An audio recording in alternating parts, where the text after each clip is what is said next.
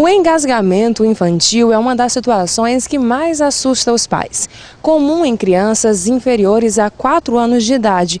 Isso porque elas possuem as vias aéreas superiores pequenas, fora que também é muito comum crianças dessa idade colocar objetos pequenos na cavidade nasal e também oral. Agrava a situação o fato de que os pequenos não controlam a mastigação por não possuírem os dentes molares, importante para a trituração de alimentos. Mas nem sempre é um alimento sólido ou um objeto que causa o engasgo.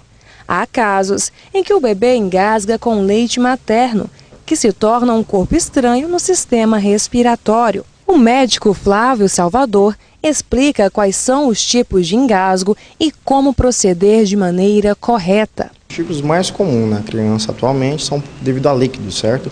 A gente vai caracterizar então essas crianças como menores de 1 ano e maiores de 1 ano, onde até a abordagem frente ao quadro é diferente. É muito comum nas crianças a gente ter os casos de engasgo, obstrução de vias aéreas por líquidos, onde aquelas crianças elas evoluem com um sinal de um episódio emético e elas evoluem com uma broncoaspiração, onde esse líquido que foi deglutido, que foi vomitado, ele consegue adentrar as vias aéreas superiores da criança. Mas é muito comum também a gente observar a ingestão de corpos estranhos, objetos de partes sólidas, principalmente objetos pequenos, moedas, sementes, grãos, e outros objetos menores. E como agir em caso de engasgo? Certo. Nos casos de engasgo, como a gente acabou de citar, nós devemos definir qual é o tipo de paciente. Nas crianças menores de 1 ano, nós temos uma maneira de abordar. O adulto deve perceber a cena e pegar a criança e colocar a palma da mão sobre o tórax da criança, fazendo também a mobilização da mandíbula da criança. Logo após, ele vai ter que fazer, então, uma declinação da parte cefálica da criança, como a gente está observando, e fazer 5 compressões entre a região das escápulas da criança. Logo após, nós viramos a criança em relação à parte com o peito para cima, verificamos que nós temos algum sinal de desobstrução dessas vias aéreas, certo? E podemos também fazer 5 compressões torácicas com essa criança. Se foi observado que a criança não retornou da obstrução dessas vias aéreas, nós vamos prosseguir com a manobra, certo? Outra pessoa irá entrar em contato com o serviço de atendimento móvel de emergência, de urgência, certo? E enquanto a equipe não chegar, é indicado então a realização dessa manobra, certo?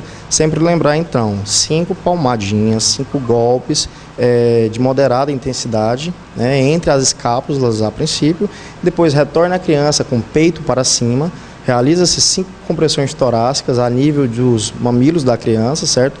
Vamos checar as vias aéreas dela, se nós conseguimos observar algum corpo estranho nessa criança.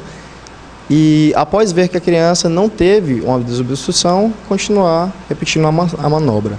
E o que não se pode fazer?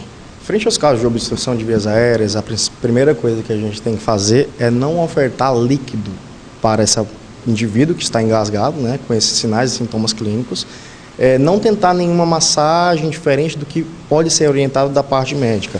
A princípio é fazer as condutas iniciais frente às massagens em dorso e às compressões torácicas, a fim de buscar desobstruir essas vias aéreas. Então, o que não fazer é simples. Não ofertar líquidos ou sólidos é a primeira conduta que uma pessoa deve fazer. Em seguida, a gente precisa literalmente ligar para o serviço de atendimento móvel de urgência, certo? Onde a parte médica pode estar fazendo algumas orientações frente ao quadro, certo?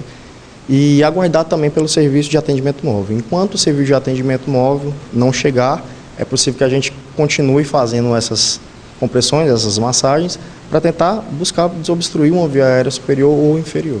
O médico Flávio Salvador também explica como deve ser realizado a manobra em adultos. Frente ao quadro do adulto, perante ao engasgo, a gente vai estar fazendo a manobra de Heimlich.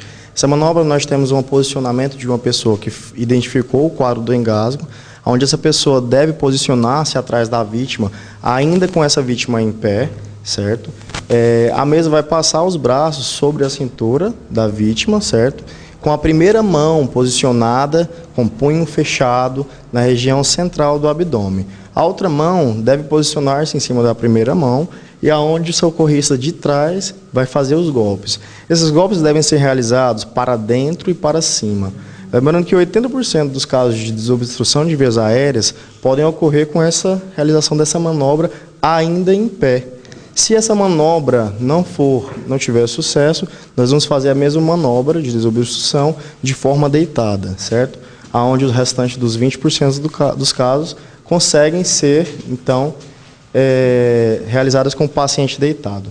Após deitar a vítima que está engasgada, nós vamos posicionar-se também ao lado da vítima, certo? Em frente. E vamos fazer essas manobras de compressões com o mesmo direcionamento. Se lembrando que sempre na parte central do abdômen, fazendo a compressão para dentro e para cima. 20% dos casos conseguem ser desobstruídos com o paciente deitado. Lembrando que se o paciente, se checarmos que a desobstrução não foi completa, nós devemos sempre entrar em contato com o serviço móvel de urgência, certo? Aonde a pessoa, o socorrista, que seja leigo, deve continuar com essas compressões até a unidade de suporte do SAMU chegar no local. É importante que, enquanto a pessoa que estiver intervindo na desobstrução das vias aéreas de uma pessoa, uma outra pessoa deve estar entrando em contato com o serviço de urgência móvel de emergência, né, e está comunicando o quadro para a gente poder estar deslocando uma equipe para o local para poder fazer o primeiro atendimento médico de emergência. Existem alguns cuidados importantes para evitar que as crianças engasguem. As crianças menores de 4 anos de idade ofereça alimentos amassados e com fibras desfiadas. Evite dar a elas alimentos com risco potencial para aspiração. As crianças devem ser alimentadas sentadas no cadeirão. Se elas comem andando ou correndo, podem ficar com os alimentos na boca, sem que os pais percebam. Supervisione sempre a alimentação das crianças, mesmo as que são maiores e sabem comer sozinhas. Esteja atento às crianças mais velhas. Muitos acidentes ocorrem quando o irmão mais velho oferecem objetos ou alimentos perigosos para os menores. Ensine a criança a mastigá-la bem antes de engolir. Mantenha fora do alcance de crianças itens como moedas, bolinhas de gude, botões, balões de borracha, canetas com tampa removível e brinquedos com peças pequenas e indicadas como inadequados para a faixa etária do seu filho. Não vista as crianças pequenas com roupas que contêm botões fáceis de sair, broches ou detalhes em feltro que podem ser descolados das peças.